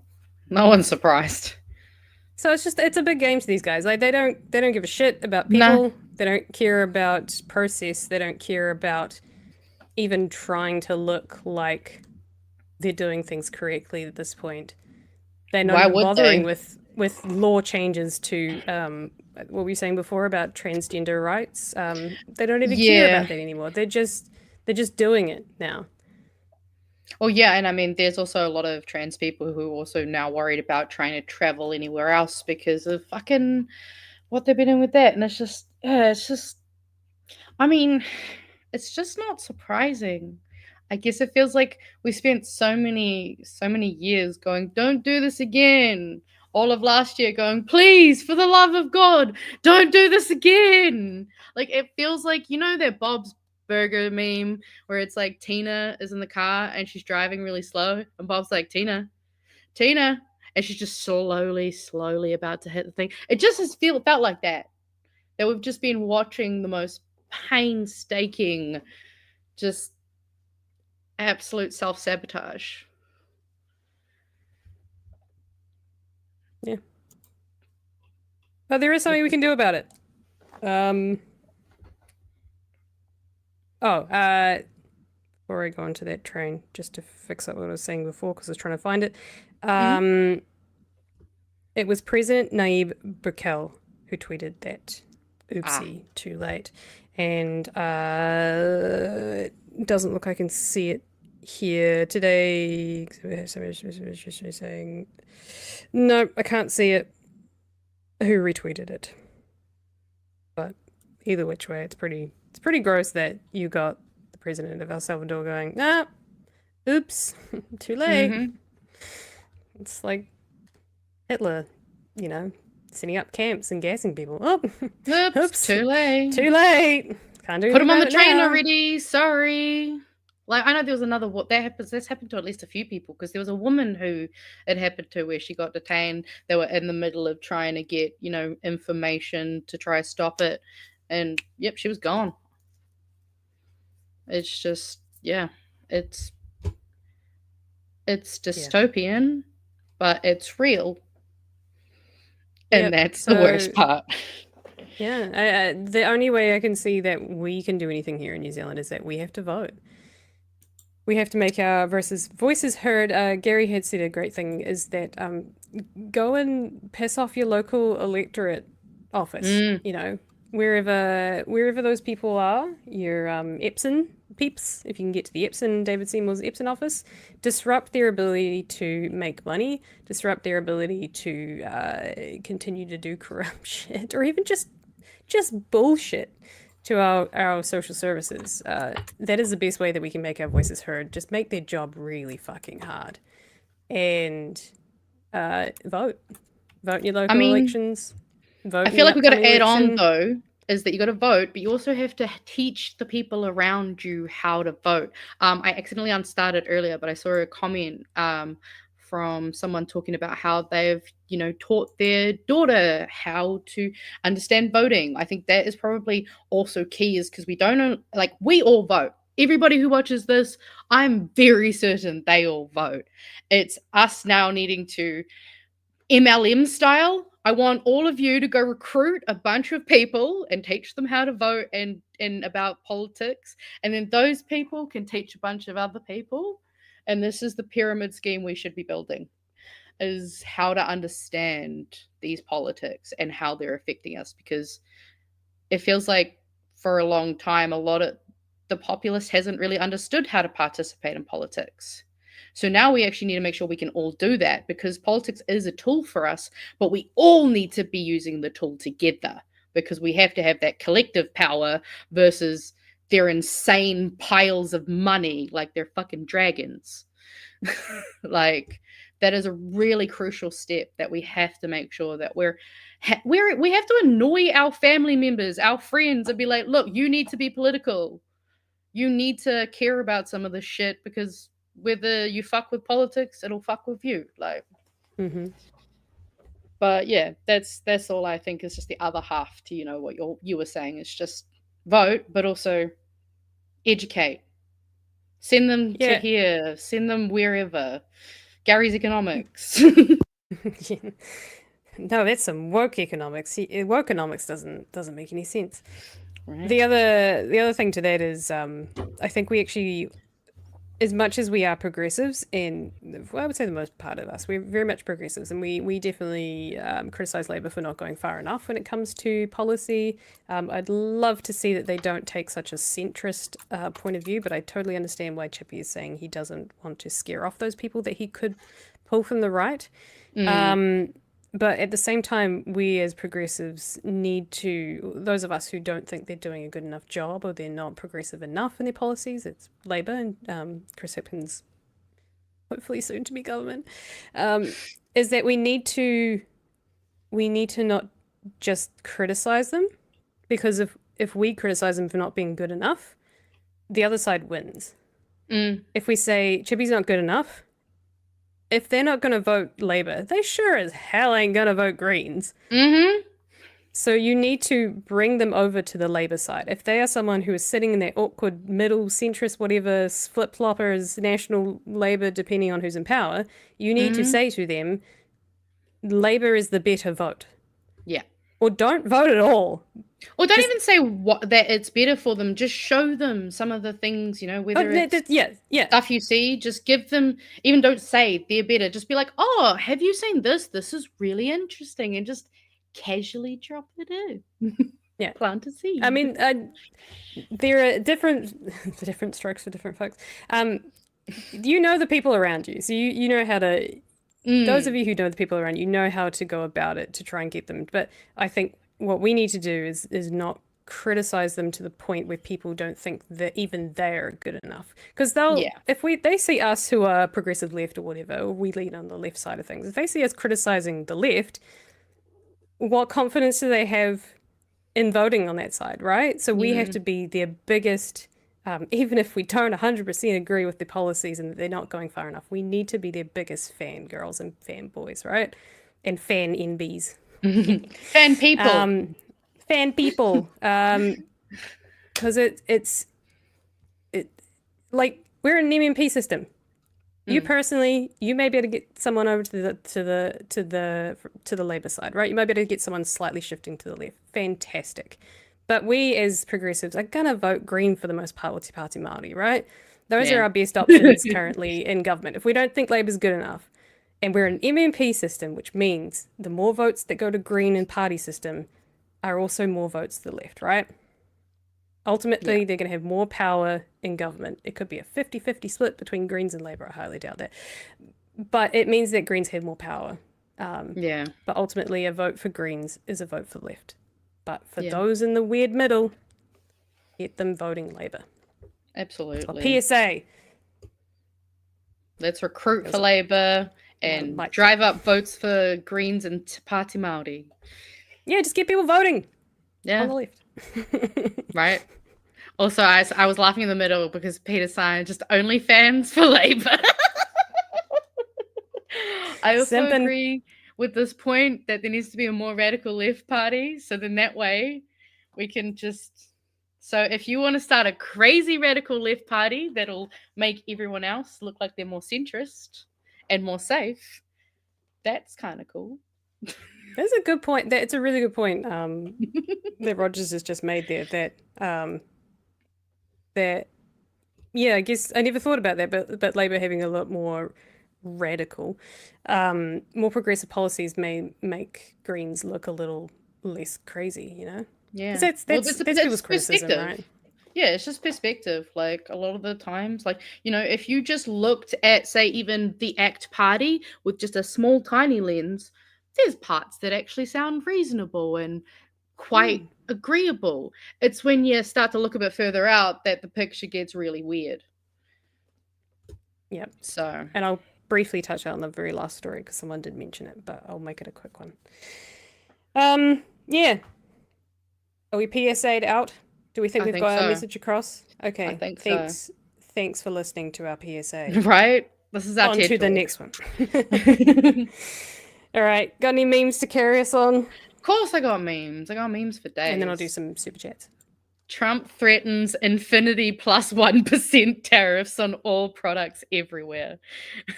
And when I saw this, I laughed so hard. I'd forgotten about how you used to do that kind of stuff when you were a kid. Just infinity plus 1. Sore but gay. Slay. For Pride Month. That's really good. Caring for nature isn't an act of charity. Those mountains are the iron in our blood. Those seas are the water in our skin. Those cloud-strewn skies are the breath in our lungs. Caring for nature isn't charity. It is the wisdom to push the knife away from our own tender throats. And I just thought that was fucking beautiful. Very on topic. Also, then we'll go straight to this. Violence is not the answer. The answer is opens history books. Uh-oh. Frantically starts flipping through the pages. Oh no. And then, once upon a time, the French had a real problem with the 1%. They solved it. And I'm not saying anything specific. I'm just putting those memes there. We also, I'm sure people saw this already, but if you weren't here and you didn't see this one, Sushi Not Woke Enough, eat dick for school lunch. Which, of course, Seymour would say that to children. Of course he would. And yeah, of course. Okay. I don't know. He might have said it in person. I fucking wouldn't put it past him. He said that weird quote about like, "Oh, you're not my type" to some high schooler. I don't know if you've seen that video. I think it was the Aotearoa Liberation League. I was watching their deep dive. It was just gross. And then we got some community memes. Kiwi Burb hitting us with a ACT, Another child traumatized. We've got a dunce cone hat, Mr. Stupid, and so proud of it. Act fuck the poor, or act looking after the 1%. At the bottom or the top? I mean, There's more than 1% at the bottom, unfortunately. right? Act protecting pedophiles. I love this. Winston's War on Woke. So we got DEI, ESG, RSE, TPM. Then we got BYO, DIY, ABC, NZD. And I love this one on the side. Old man yells at cloud. Cirrus, cumulus, stratus, and nimbus. And there's something about specific cloud jokes that's just, it hit me different. Act, shut up and eat it. Yeah, stop complaining, kids. Do you recognize this person? Oh, no. Yeah. I'm not loving that. Yeah. It's not a meme. It's just a horrifying picture that I had to look at going through the Discord. What it say to you is actually like, McDonald's is a really great place and I love working here. Then we have that's a little hi too there. accurate, isn't it? We are your local ACT candidates. We hope we can count on your vote. And this That Brooke van Velden is looking far too realistic. Right? They look like they belong, and that's terrifying. Especially the Seymour. Kai Matata took my joke and made it a picture, so shout out Kai Matata. Good old Luxon, just woo! While Seymour's just fucking doing whatever he wants. Kiwi Burb doing a bit of another mental arithmetic one, but with Jack's face in there. I'm sorry, but what the actual fuck did you just say? Because it really is like that. And then our meme of the week from Kai Matata is walking with dinosaurs. And again, this is another one where it just looks like he belongs there too perfectly. Yeah. He looks like he belongs. But yes, those are the memes. Let's go into our last story. There's a cat transition. Okay. Ooh, on to the next one. Very, very last story for the night, because we are hitting the 90-minute hour. Is Brooke van Velden, mentioned twice there. In a rare moment, I thought. Doing a hell no. Yeah, I heard about that. Hell no, not on my watch. So I looked into this because I got really confused when I read the article, right? We're talking about the TAB. They put in a proposal to the government to say, hey, let us get into online gambling. Currently, there's legislation in the House to allow for TAB to stretch into online betting, I believe it is. But they will not allow them to go into online gambling, like casino type games and that sort of thing, because they don't want to extend their already current monopoly. So I was reading through this article and I tried to get my head around it. Essentially, I had to use a bit of AI to get me there. That was essentially the difference, because we had Brooke van Velden saying hell no, and then we had Winston Peters saying no but yes, and I couldn't figure it out what was going on. Essentially, the TLDR is the TAB offered a $150 million deal to the government in a bid to secure a lucrative online casino license, according to documents obtained by RNZ. Sounds like corruption. Is technically legal, I believe. Technically legal. So they've essentially put forward a business case to say, hey, we can fix the holes in your budget. We'll give you $150 million. Right. Look at the return we can make. Let us go into this market. Currently, the government is auctioning off 15 online casino licenses as it regulates online gambling for the first time, and local operators fear they'll end up in the hands of foreign-owned multinationals. So that's essentially which the to eat into the market share. The TAB, sorry, which is a statutory entity, is barred from offering online casino gambling under the current laws. It wrote to the ministers requesting a law change, saying its viability was under threat if it continued to be locked out of online casino market. Bullshit. Documents released to RNZ under the Official Information Act show the TAB every time. TAB told Internal Affairs Minister Brooke van Velden that it could offer up to a $150 million payment to the government. But the deal was knocked back. Not under my watch, Van Velden said to RNZ when whether she would allow the TAB to seek a license. Weird. Suddenly agreeing with Brooke van Velden. But I'm coming back to this. She says not under my watch. I don't believe that the government should be involved in casino gambling, she said. It's interesting. I look at the government trying to address the core services that people need in their lives, and providing an online service for casino games is not what I think government should be involved in. Remember that. The TAB made an offering for an iGaming license in writing to Van Velden in December 2023. It is possible to get substantial capital payment to the government from selling the rights of iGaming in an exclusive market. We estimate that there's 150 million. Are you right, Luna? Just falling off. $150 million capital payment available for an exclusive market where there are one or two providers, the TAB said. The deal would meet the government's fiscal ambitions, the TAB told Van Velden. We can fix your hole in your budget. The operator could pay approximately $150 million upfront for the right to operate the business under a 10-year license, but I thought they were going broke. Winston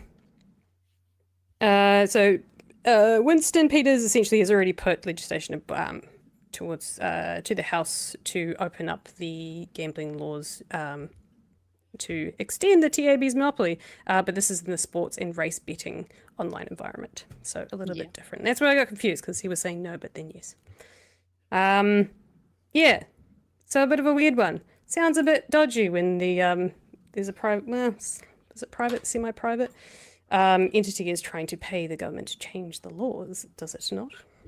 Oh yeah, I mean, I did find it. I don't agree with what she said about the government shouldn't have any, like, because I personally think that is one place the government should have some kind of things in control, because guess what?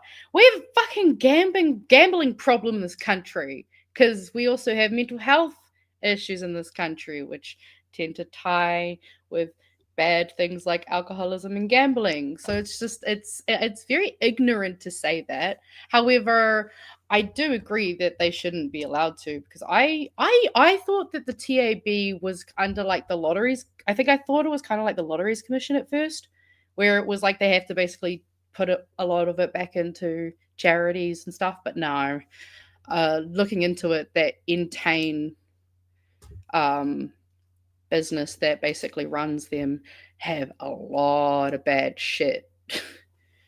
I don't know if you've seen like any of the articles about the company that manages TAB? No, what? So the TAB is now run by Entain, like almost like entertainment. Yeah. I was looking, and there's so many like articles about money laundering and losing, I think 3 executives quit, and then another CEO just recently quit.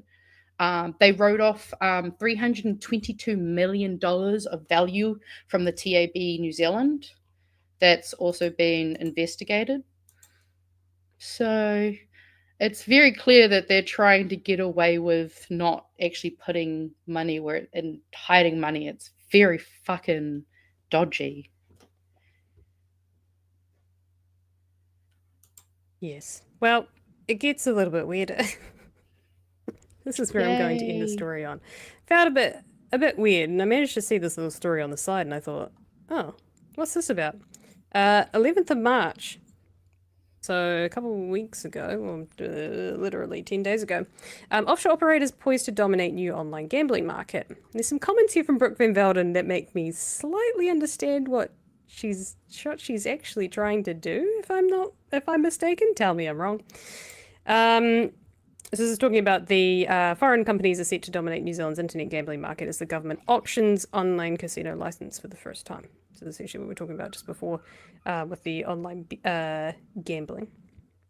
Unlike Lotto, the TAB casinos, or the pokies, the successful bidders for the online casino licenses will not be required to pay any money to community groups. Internal Affairs Minister Brooke van Velden, Deputy Leader of the ACT Party, told RNZ she expects large offshore gambling companies to win the majority of the 15 licenses auctioned off by the government. Yep. Offshore gambling companies. Yeah. We don't have a huge online gambling market, so I would expect it's mainly offshore providers. But she said that could change over time as licenses weren't forever. Somebody else could put forward their name and say, hey, I can do it better, and that would be up to the auctioneers and the DIA to figure out who could do it better. If someone is a bad operator, DIA can always revoke their license. Now,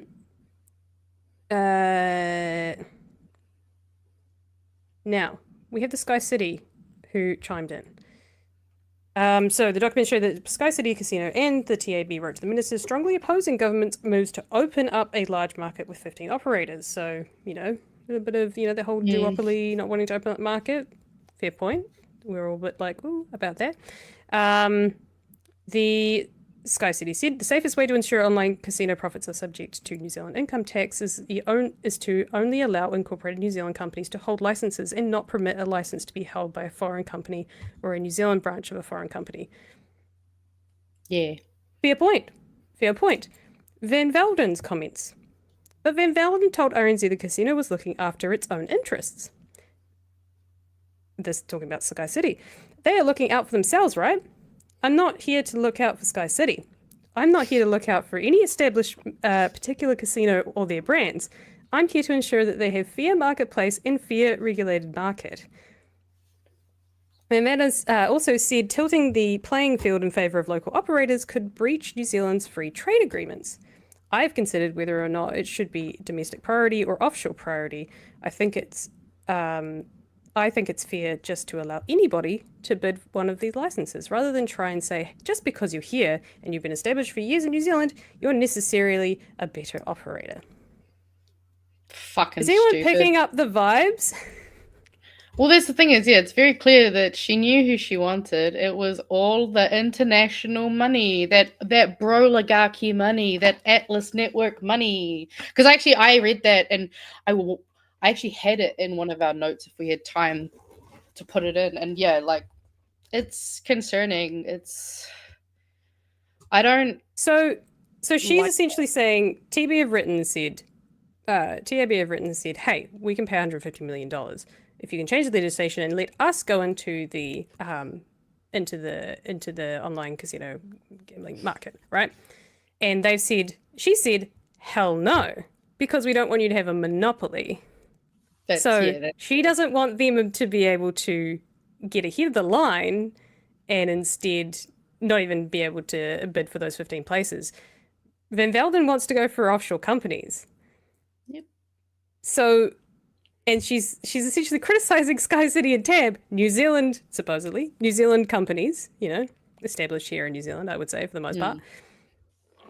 She doesn't want them playing the game or showing favorability because she thinks they're just looking out for their own interests. Well, yeah, I mean, we're not surprised. This is from the same party that thinks that tangata whenua should have no fucking say on what happens in this country. They don't respect people who live here. They respect rich people from other countries. Like, all of the decisions they have made have shown who they respect, and it is not mom and pops. It is not fucking squeeze middles. It is not children. It is not the poor, the disabled, or even, honestly, unless you're in the upper class, honestly, they don't give a shit about you. Everything has been very clear. And they've clearly set up all the dominoes from the beginning to do it this way. I mean, how long have Pat and Chewie been saying, this is what they're probably going to do? And then it keeps happening. And it's just... So I'm not advocating for gambling. I do not like it one bit. But when I first saw that first article, or the most recent article, I was like, hey, Van Velden, you said hell no to this. You don't want to increase TAB's, gambling market. You don't want to you don't want to see them have a monopoly, right? Mm-hmm. But that's actually not the case. The case is that she wants overseas money coming into the country and exploiting us. And essentially, the fact that we're having 15 people going for licenses in the online gambling casino space, like, that in itself is horrific. But the fact that that's going to be from a bidding war from offshore companies that are harder to regulate, harder to control. And I mean, as it is, that's the TAB, concerning. The TAB is sort of already controlled by an international entity. That's why they did that money, but alleged potential money laundering. I mean, even when we go back to the videos we were watching earlier, right? Everything they've done is setting it up in the exact same way. Like, the people who might have just seen the article you saw would have gone, oh, wow, that sounds really good. You know, like they were saying, 30% of people, they get roped in because things sound good on paper, but then you start to put together all the other pieces. And next thing you know, oh, it's actually a trap. And it's fucking terrifying. Yep. You just kind of need to look under the covers a little bit. And I honestly wouldn't have seen that if I didn't see the headline on the other side of the thing that said related stories. And I looked at that and I thought, oh, that's interesting. That was only 10 days ago. Right. And I would have missed that. And then suddenly when I read that, because I was like, Van Velden on the side of the people? Yeah. Something doesn't add up here. This doesn't align with her party's policies. Yep. If it's too good to be true, it probably is. Now I know why. Yeah. Now I it's know fucking why. disappointing. Yeah. I've got a couple of things to bring us back up for the end, if you like. We could quickly run through. I feel like we need a little bit of a... Yeah, I mean, we'll quickly... We're already running over, so we're good. Two things that we need to quickly have a look at. So what I'm going to do is I'm going to share my screen, and I'm going to ask you to put me up on the screen now, please.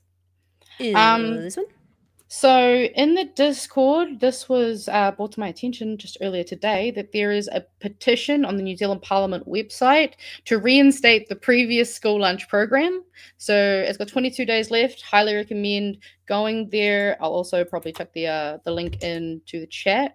And just go sign, let people know, because obviously we don't want them to use this as an excuse to get rid of the lunches. I haven't done a graphic for today, but just a reminder to go to the Parliament website.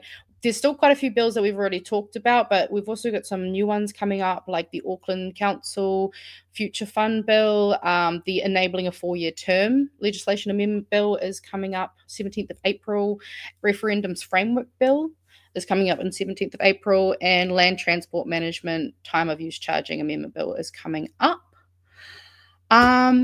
And that's just the quick little not so fun stuff. But then we got a cool news story. I don't know if you guys have already seen this, but Minecraft has worked with Tourism New Zealand to bring Aotearoa to Minecraft, which is really fucking cool, especially since, like, I've been playing Minecraft since I was like 16. So, and it's just really cool because obviously they've worked with people to make a bunch. You start in a whareanui, and so you'll actually be starting in a whareanui, and you can kind of go out. There's, I think, 6 different locations that they've used.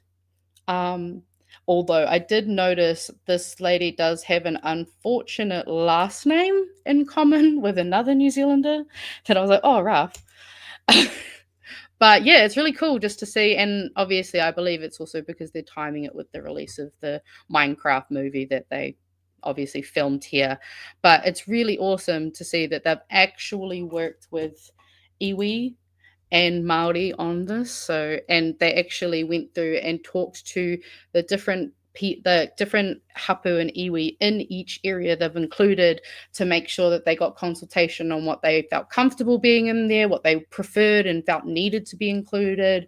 So it seems like Mojang has collaborated more with Maori than our current government have, just in this alone. So I thought that was a little funny. Also, sorry. Can you take me off the screen? I realize I need my audio. Yeah. Sweet. Sorry, everybody. I'll stop that one. I have a little video that I thought might just kind of send us off into the weekend a little bit better. So we're going to look at a cute dog since we don't have Nala. Garbage just exploded. And finally Buck stopped and was like, the garbage was just so priceless. Yes! Good boy, pick it up. Even before we moved to the farm, we noticed things. What he was doing was so service dog-like. Just the way he looked at you with such intelligence and watching everything I did, just so glued to my energy. Like, isn't he just so What sweet? a beautiful Look boy. at him working. And my needs. Every day you'd bring the garbage out from the house. He started like nosing the garbage and he just carried it to exactly where I took it every day. I just praised him. Like, whoa, he just loves to feel like he's doing good. Push. Good boy! That's the breed of a German Shepherd. They're born with that, wanting to help and please. I was thinking, wow, this is going to really help me out. You drop a mitt or you leave your sunglasses somewhere. Next thing you know, he's just standing there. I'm just like, this dog is smarter than our current prime minister. Look at how well he learns things. Look at him go. With them in his mouth going, and I was like, what? Oh my gosh, thank you. Most dogs would pick that up and go off to a corner and chew them. He's constantly surprising me. Yes! We have another younger shepherd, and I can see him watching Buck, going, I can do that. It's funny when Luke tries to pick up the garbage, Buck will be like, it's my job. He's just so happy when he's doing it, so proud. Tail is just like this, he's head up. He literally helps me out every day. That proud little, like, I love when dogs do that. They're just like, yeah, it's like a horse. It kind of reminds me of like when a horse does that little kind of Trot. gallopy walk. And I'm just like, oh man, that's so cute. He sees anything out of the ordinary, and I'm pointing I don't towards think it. he's getting that He through knows there. that's what he wants. I don't think that dog's getting that ball thing through that fence. Hey, he's trying though, and that's what matters. We had an umbrella out, and then the wind took it. The funniest thing was watching him pick up this open giant golf umbrella and running up the farmyard with it. You want to make them feel useful. It's just their nature. They are such intelligent dogs. I love that he's trustworthy and friendly, which is wonderful. He'll sense when, oh, there's a delivery here or somebody's here. This So is he's cool. proving to be Right? But yeah, that's just a little bit of just an No. awesome, sweet dog. Since I know we don't have a Nala cam, unfortunately. We have a whatever's going on behind me. We have a lunar That's tricky. transition, I guess. Or one of them. All right. We've neglected a ton of super chats. Sorry, guys. So Oh, I'm gonna yes. quickly flick through Speed these. run. I'm gonna start off with Citizen Gold for $50. Thank you, dude. Thank you. Literally just posted to another Discord. I'm on odd coincidence timing, but the current end boss in World of Warcraft is a fat capitalist with a Yorkish accent. A penchant for gold statues on of himself, and the final dungeon is a casino. I love that. Fantastic. I also have been really wanting to play World of Warcraft recently, so that does not help. I've not personally never had that feeling, but hey, each their own. Each their own. I think it was just before my time. Kaimatara sees Milton Friedman, who helped Pinochet, praised Don Brash on a 2006 interview, saying he lived up to his contract. Very So much interesting. Howie for $5 says, they are goals, the lunches, the TPP, health. It is all planned violence to distract while the wealthy fleece us faster. We argue over the crumbs. Absolutely. We argue over the crumbs. It's the small details, but actually we need to look at the bigger picture sometimes. Sometimes we've got to do both, you know? Sometimes it's the details, sometimes it's big picture. He's doing it with health calling the Muppets. Very good point. David's, Kai Matata, thank you for another $5. Seymour wrote a political book called Birth of a Boom with a chapter called Democracy, Too Much of a Good Thing? Jesus. Oh, We have a wannabe dictator at home. That's really do. concerning. I'm gonna yeah, find add book. that with the video. I don't like the pieces and the puzzle. No. This is getting creepy scary. But apparently we're conspiracy theorists, so whatever. Peter signed for $5 says, don't even buy or subscribe to UE stuff if you can avoid it. Boycott them as much as possible. Agreed. As best you can, hit them where it hurts. Take with their your money. wallet. Yeah. Buy local. Buy local. It's always a good. Like thing to do. bhnshop.nz. Where we get our stuff from China. I mean, that's just where shit comes from. Everyone gets their stuff from there, yeah. Exactly. Howie V for $2 says, everyone slap the like button if you haven't yet. Slap that like button. Wow. Hit that subscribe button. Turn on Click notifications. the bell for notifications. The Danger of Mouse for $2. Minecraft is so awesome. Agreed. How cool is that?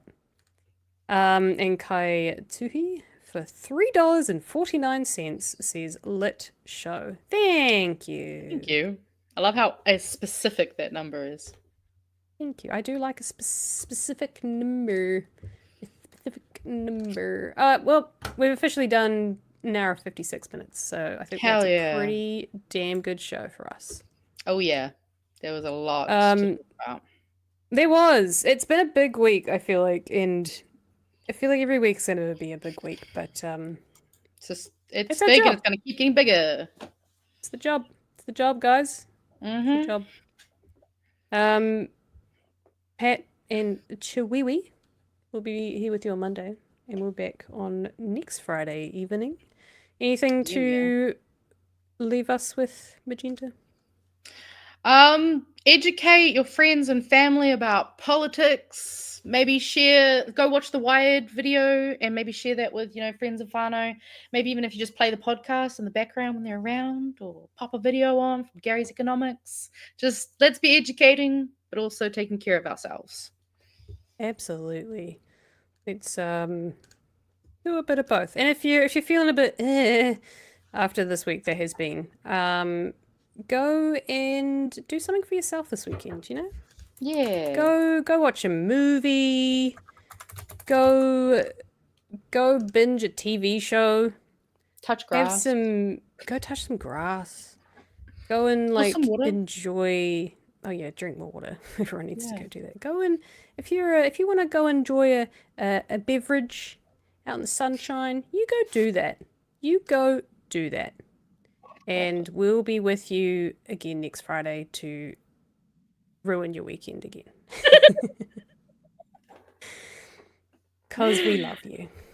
Otherwise, Pat and Chewie will be back here with you on Monday at 9 p.m. Let's roll the credits, baby, if I know how to do this correctly. DJ in that track.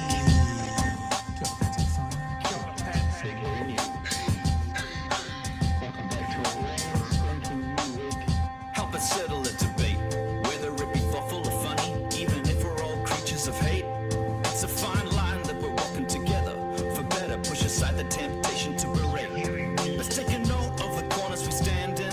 As many points as the hairs on my chinny chin chin. When the news that we're watching is hairy, knowing all the things that we need to be wary of. Like the rich have the hand out for rewards, while the many have to work out what they can afford. And the rest of us ain't paying attention, or maybe have questions we're too worried to mention. Other media is still dwelling on trivial facts, vetting bees from the rice and the mice from the rats, and picking and choosing a warpath to run, linking ourselves with the hill to die on. It's gotta come down to a welcoming vibe, with an A in a self and a higher in mind. All have a lean either this way or that, and we'll be analyzed by what Chewie and Pat. With the evil in the world trying to mess with your head, and you're sitting on the couch, you're thinking chivalry's dead. Each night, 2 nights, they're gonna sing you to bed. It's big hairy news. Thanks again, everyone, for watching this Friday night show with myself and Magenta. Pat and Chewie will be with you on Monday at 9 p.m. Any final thoughts, Magenta? I love you guys. Thank you for spending your Fridays with us, honestly. It's awesome that we have people to hang out and be political nerds with on a Friday. Abso-freaking-lutely. See you again next Friday. Enjoy a wonderful weekend and go look after yourselves. Keep cool till after school. Bye. Jenny.